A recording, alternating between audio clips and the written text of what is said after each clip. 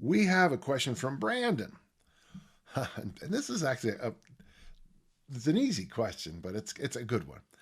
Brandon says, "Why do some movements come naturally to people?" And then the follow up, is it just anatomy? See, I'm going to say yes, it is anatomy, it's DNA. But I always tell people that there's two things for elite athletics: genetics and geography. It's also where you are. So if you go to an elite school that specializes in the snatch and clean and jerk, uh, and then you go to another school that does other lifts, you're going to be pretty good, compared to everybody else. Um, I've told people for a long time, if I ever ran a school, elementary school, that every child would be required, and we'd have courses on it in chess. You would have to take chess classes, and the reason I like chess classes, crazy, but the idea is that uh, a it teaches you that you always have an option. If you take my queen, it doesn't mean I lose. I just have to do, or if you attack my queen, I can do an in between move and then win the whole game. Uh, so it is geography, where you are, what your parents like to do, what your brothers and sisters like to do, what your neighbors like to do, and it's anatomy. I mean, if I was to grow up in like Korea, I would have had the worst squat in the school, but I would have been a lot more attuned to beautiful squatting. So yeah, it's good. I have really long limbs, so it seems natural that pushing would be hard for me. But why is squatting so easy? Brandon, in my new book, I'll be talking about this a lot. I have a little quadrant: push, pull, hinge, squat.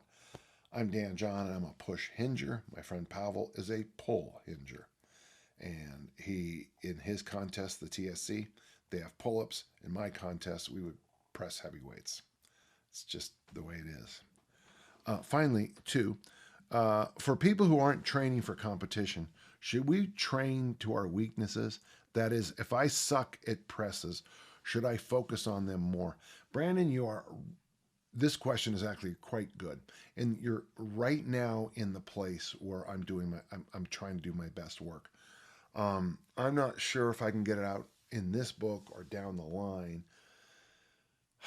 So for me, okay, if I'm coaching little Danny John, and I know little Danny, and I was a push monster.